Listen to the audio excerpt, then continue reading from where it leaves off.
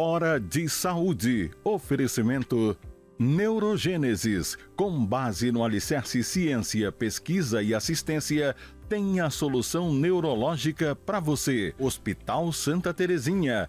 Há mais de 50 anos cuidando de você.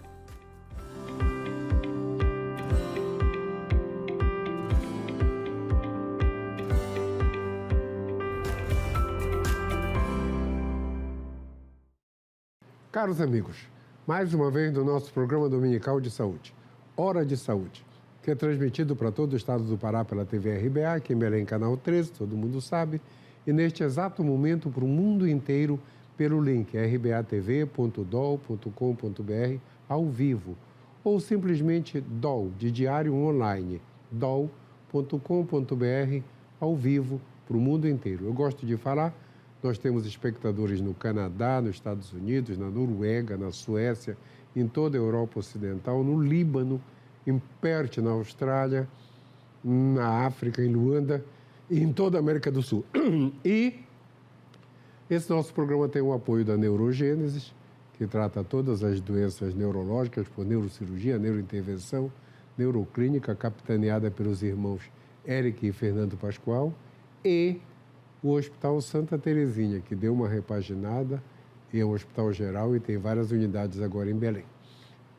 E a nossa convidada de hoje, minha muito amiga, é a professora doutora Helena Andrade Zeferino Brígido. A Helena Brígido. Ela é médica, formada na UFPA em 85, fez residência em Londrina, e doenças infecciosas e depois mestrado e doutorado no Núcleo de Medicina Tropical, que é uma das nossas referências no país.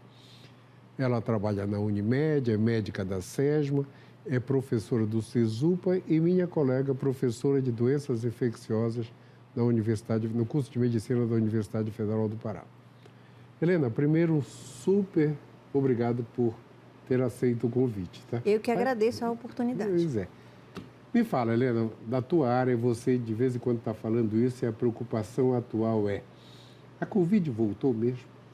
Sim, a gente tem um grande aumento de casos e é perceptível isso nas urgências, nas unidades de pronto atendimento, nos consultórios. Então, a gente realmente tem percebido que aumentou o número de casos nas últimas semanas, que é preocupante, apesar dos casos, da maioria ser de casos leves, mas realmente aumentou sim. Aumentou demais. Sim. E a máscara deveria voltar por causa disso? A máscara, em nenhum momento foi dito que ela seria abolida completamente. A liberação foi em áreas livres, em áreas de esporte, em supermercados, enfim, né, em restaurantes.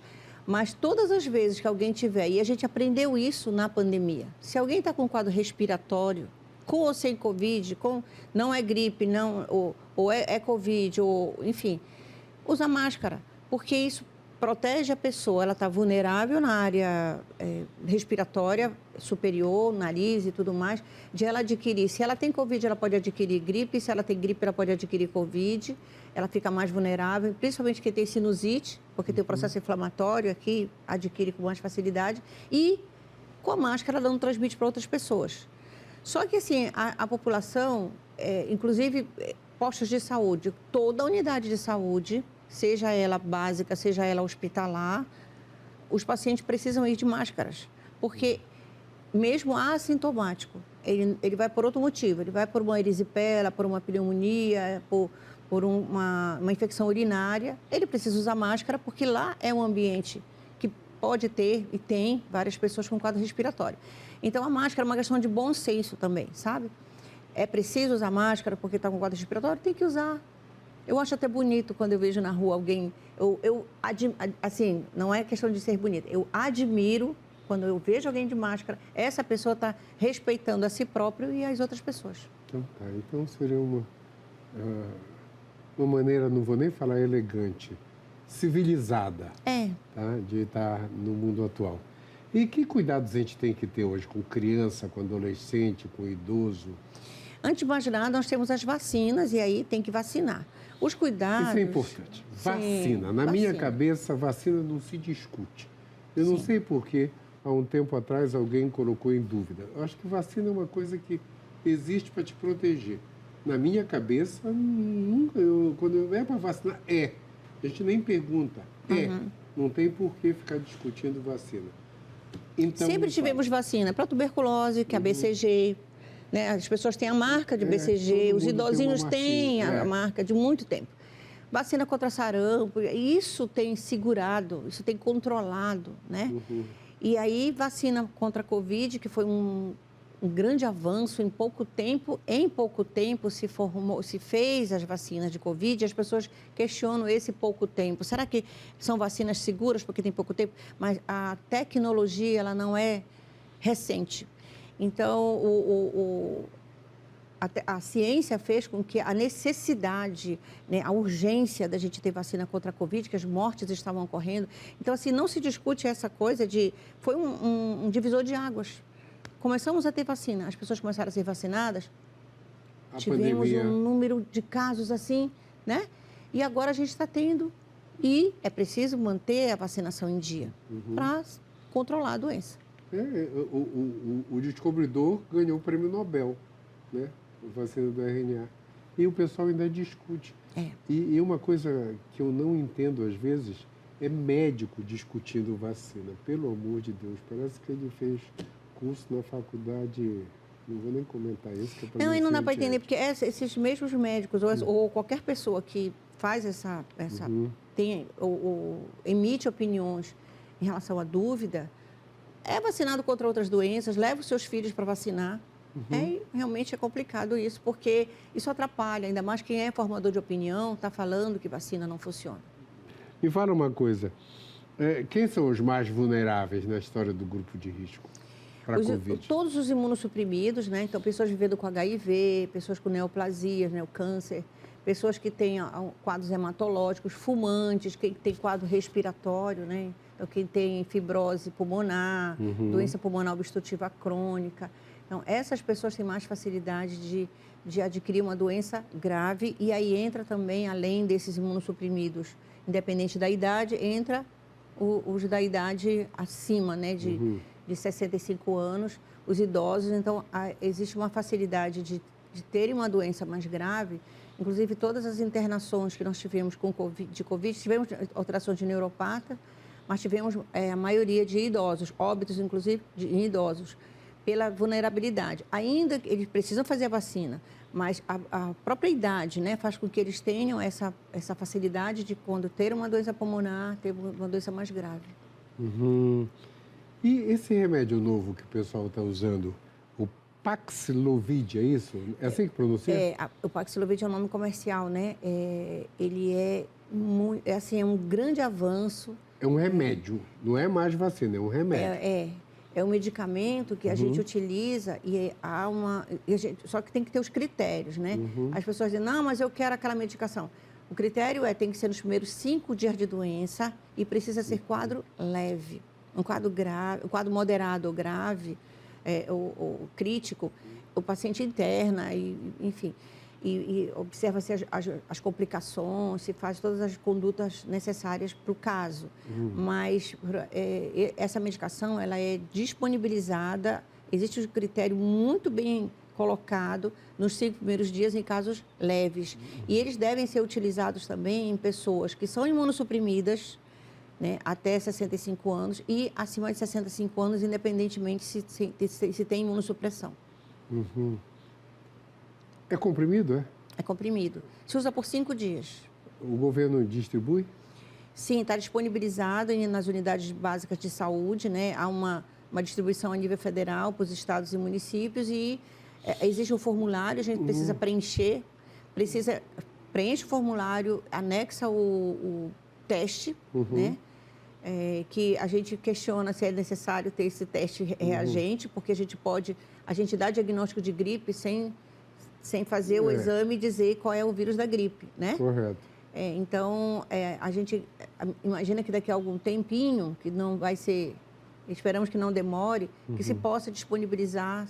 A gente faz o Zeltamivir, a gripe, sem que a gente saiba qual é o vírus. Sim. Então, que se pudesse disponibilizar sem que a gente tivesse obrigatoriamente que ter o teste reagente, porque o teste pode dar negativo também.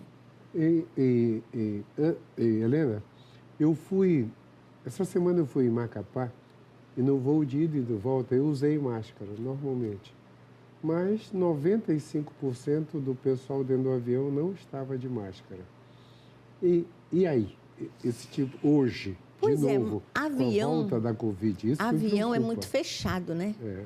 Então, por ali circulam pessoas de vários lugares do mundo, ainda que um voo nacional pode ter a conexão, né, com outros locais, os comissários de bordo que estão viajando com frequência, banheiro que se usa, vai no banheiro, né, a pessoa faz a sua higiene de nariz. Então, é um local que, com essa mudança, com esse quantitativo de pessoas com Covid, é possível que alguém adquira numa viagem. Inclusive, quando alguém diz, eu vim de tal lugar, né? A pessoa viajou, veio de avião, né? Ou até mesmo ônibus, porque é fechado também, fica um bom tempo transitando.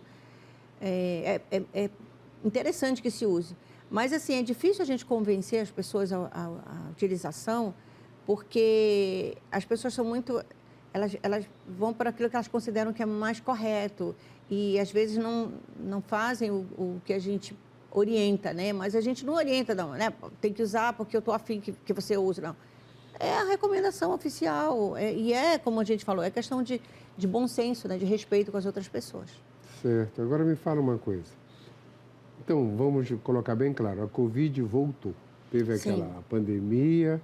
Teve uma acalmia, a Covid nunca foi embora, na verdade. Nunca foi embora. Agora a gente está tendo um maior número de casos, mas por uma mutação que ela é extremamente contagiosa. Existe essas fake news, né, de WhatsApp que coloca que ela é contagiosa, que ela mata rapidamente, aquela coisa, né, eu não sei porque tem essas fake news para assustar as pessoas, mas ela realmente é mais contagiosa, essa mutação, a JN1. JN1. Que as outras anteriores. E isso faz com que ser mais contagiosa não significa que ela é mais grave. Ela é mais facilmente transmissível. Então, ela difunde com facilidade nas comunidades. Então, você tem E aí a gente tem que se preocupar com escolas, com locais de pessoas presas, né? Com ambientes em que a pessoa está ali fechado. E se uma pessoa numa casa tem essa variante, ela pode transmitir com facilidade para as pessoas da casa dela. Então, se é uma pessoa que não é imunodeficiente, é um jovem, sexo masculino ou feminino, e tem a Covid, pode transmitir para o idoso na sua própria casa. Então, a transmissibilidade é maior, isso não significa que é mais grave. Os casos são leves. Né? A questão é a gente se preocupar em não adquirir, mas se preocupar em não transmitir para as pessoas que têm essa vulnerabilidade maior. Certo. Por incrível que pareça, o nosso primeiro tempo acabou e como você trabalha em um hospital, eu quero já que você me fale de quem está internado. Pessoal, só um instantinho que a gente já volta, que essas informações são super importantes. Um minutinho só.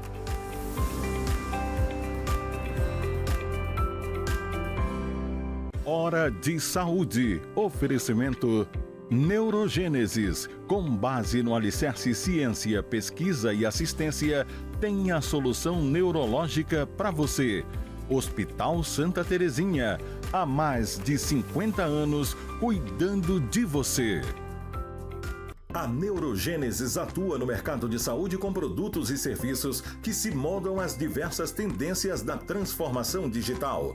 Tem como foco estratégias de atuação na Neurosaúde 4.0. O objetivo é revolucionar o atendimento médico e multiprofissional no contexto da neurociência, com entrega personalizada do diagnóstico à reabilitação neurológica. Neurogênesis, educação, pesquisa e assistência. Fones 984-510900, 3085-1600. Rua Municipalidade 985, 19º andar.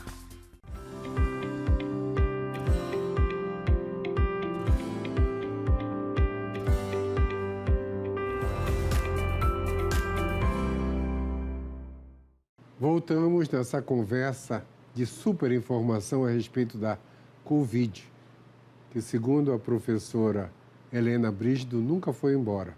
Só diminuiu um pouquinho, agora está toda de novo.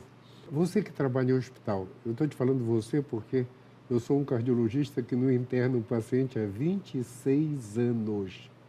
Eu não deixo eles adoecerem. Então, esse é o segredo.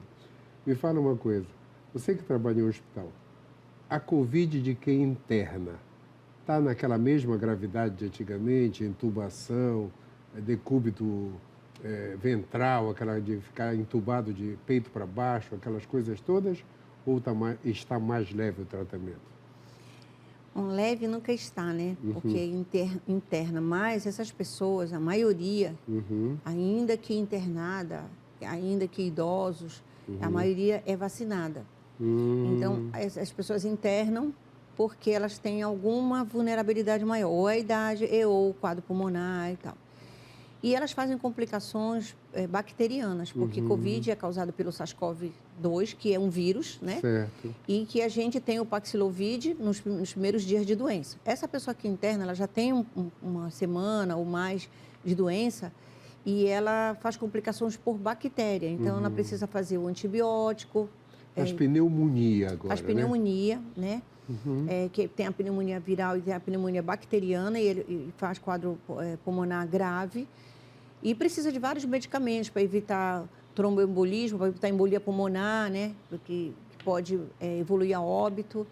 E pode ser entubado ou não, pode fazer o decúbito ventral. Mas, assim, a gente tem observado que essas pessoas que internam, ainda que haja a necessidade, porque se tem indicação é porque não é um quadro leve, elas têm saído bem. Isso não significa que está tudo certinho, né? Há uma preocupação, sim, mas a gente já tem tido óbitos dessas pessoas. Tem tido óbito, então? Sim, a gente tem óbitos, sim. E, então, a gente precisa alertar a população que não é algo simples, né? Porque o número de casos é grande, mas é leve. Não, tem gente que até nem se preocupa, às vezes até diz assim, eu não vou nem avisar que eu estou assim, eu vou continuar trabalhando, eu vou continuar indo para o estudo, né, e tudo mais. Então, é preciso que essa pessoa tenha consciência de que ela pode passar para alguém e essa pessoa vai internar. Essa pessoa pode internar. E se ela internar, ela pode evoluir a óbito. Mas, assim, o tratamento pode ser em UTI, mas pode ser também fora da UTI, com os cuidados de oxigenação, né? Observar a evolução renal, a evolução principalmente pulmonar de gravidade. Certo. Uma coisa interessante que você falou foi o pessoal vacinado. E quem não tomou vacina e pegou Covid agora? Quem não tomou vacina geralmente tem um quadro moderado, né? Pode ter um quadro leve também, mas a gente não tem que arriscar, né? Não, eu não tomei vacina e eu estou com um quadro leve, eu estou tirando de letra e tal. Essa pessoa pode evoluir para a gravidade. Mas é possível, sim, que pessoas não vacinadas tenham um quadro leve, porque depende muito da própria defesa do organismo dela, né? Mas ela pode ter um quadro moderado e pode ter um quadro grave. Você que trabalha em hospital, toda vez eu falo você que trabalha em hospital, tem muita gente que ainda não vacinou? A maioria é vacinada. A maioria é vacinada. A maioria é vacinada, felizmente, né? E a gente espera que isso aumente cada vez mais, porém, a gente tem a meta, né? A gente não se consegue atingir a meta, ou porque a questão do acesso, né? A pessoa às vezes não sabe, há uma divulgação, mas ela não procura saber aonde tem, ela fica perguntando. E a gente sempre está divulgando. Mas muitas pessoas não procuram. Ou no primeiro obstáculo, vai numa unidade de saúde, tem uma fila grande, aí não volta. Então, é preciso ser persistente e vacinar, porque a vacina ela tem que estar disponibilizada. Certo. Direto, né? Aqui em Belém está em todas as unidades. Pela divulgação, sim, né? Em todas as unidades de saúde, nas UPAs. E no final de semana, a SESBA tem disponibilizado em alguns outros locais. Até em shopping, né? Porque as pessoas vão no shopping para facilitar. E aí não dá para dizer que não tem oportunidade de vacinar. Né? Então não tem desculpa. Não tem desculpa.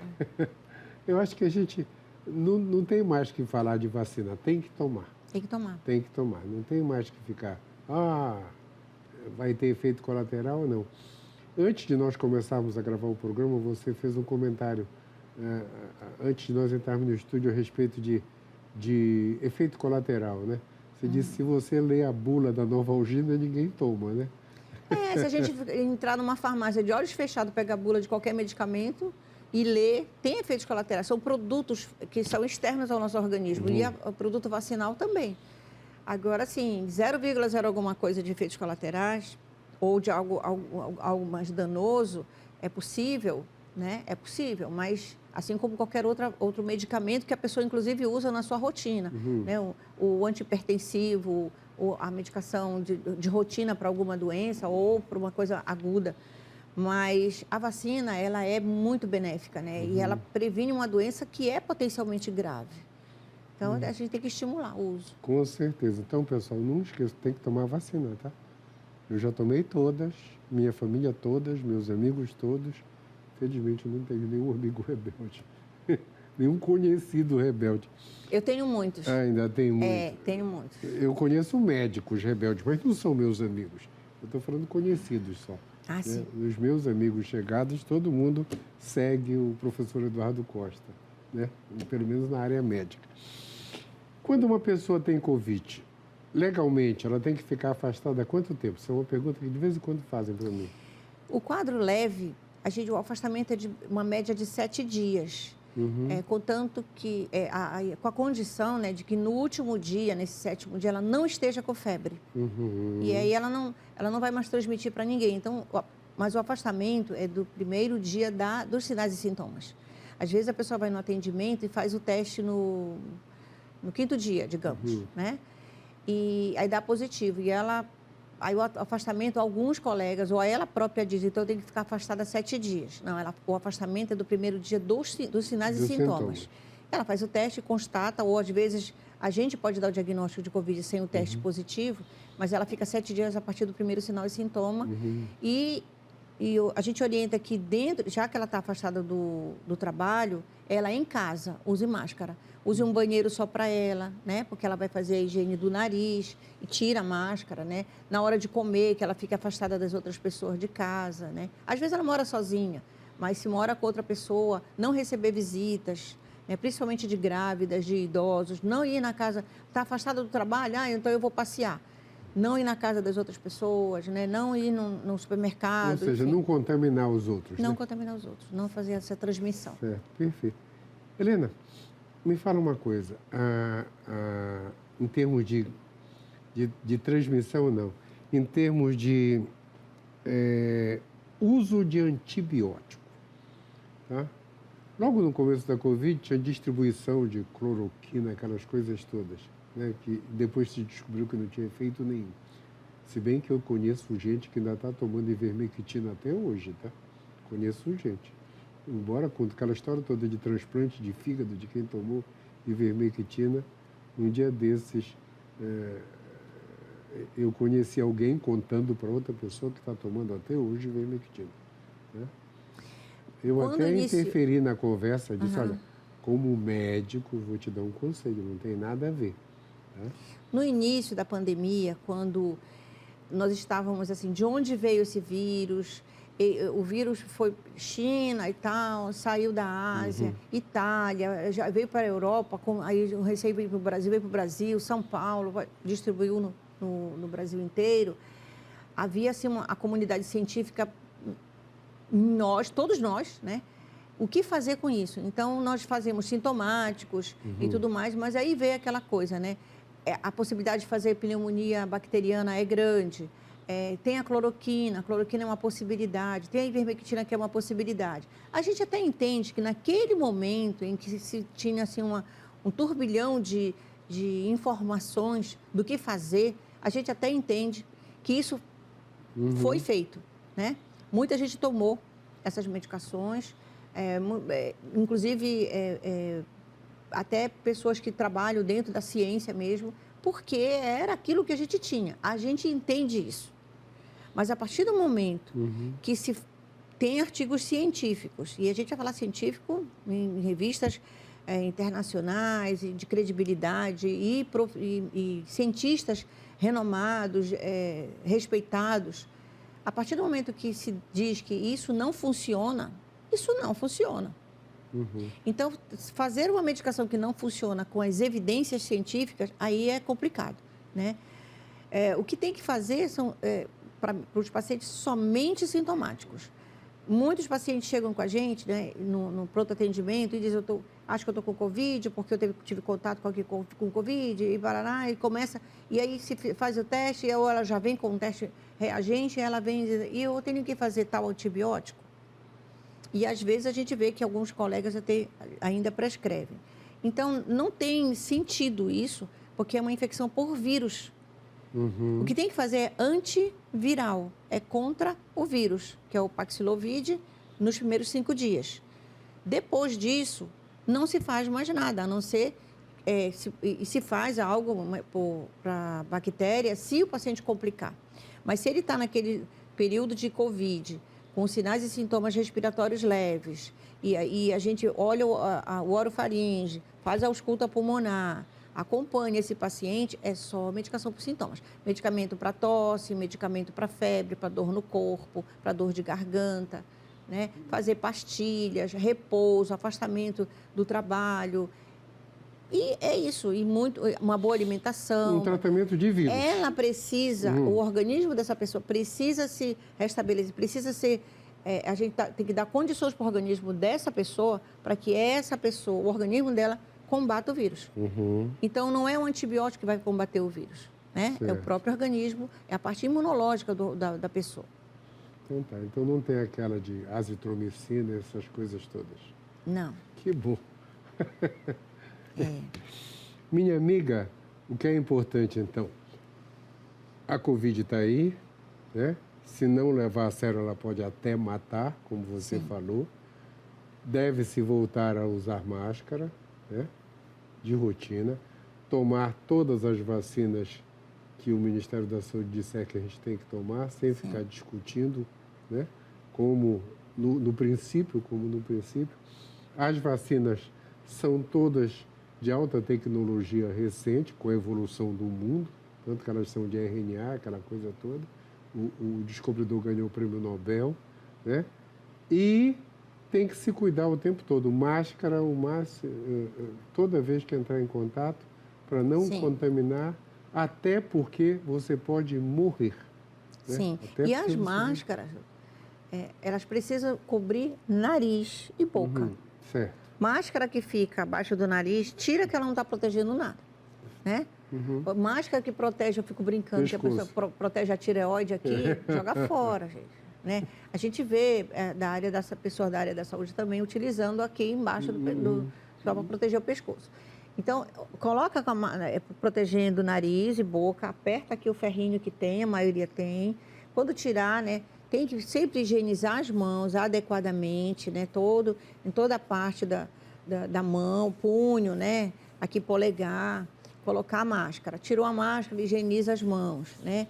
E numa unidade de saúde, é inadmissível, mas isso acontece, isso é comum, que qualquer unidade de saúde, todos os profissionais de saúde precisam usar máscara. E a gente pede que os pacientes que forem para um pronto atendimento, mesmo que não tenham um quadro respiratório, leve máscara.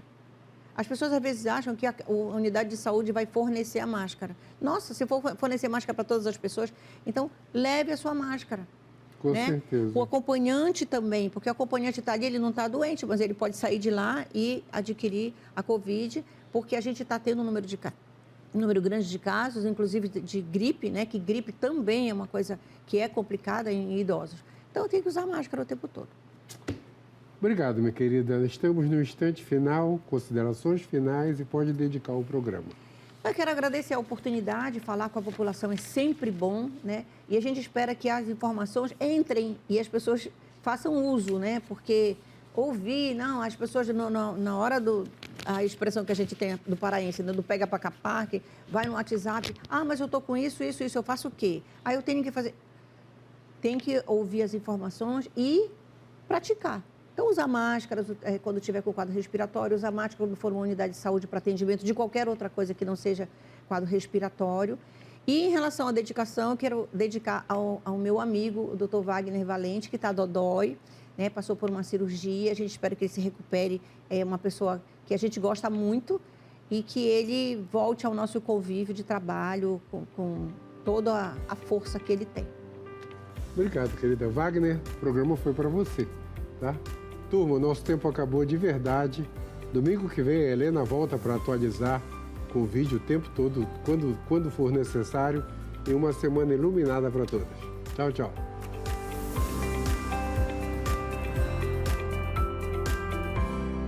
Hora de Saúde. Oferecimento Neurogênesis. Com base no alicerce ciência, pesquisa e assistência, tem a solução neurológica para você. A Neurogênesis atua no mercado de saúde com produtos e serviços que se moldam às diversas tendências da transformação digital. Tem como foco estratégias de atuação na Neurosaúde 4.0. O objetivo é revolucionar o atendimento médico e multiprofissional no contexto da neurociência, com entrega personalizada do diagnóstico à reabilitação neurológica. Neurogênesis, educação, pesquisa e assistência. Fones 984-510900, 3085-1600. Rua Municipalidade 985, 19º andar. Hospital Santa Terezinha. Há mais de 50 anos cuidando de você.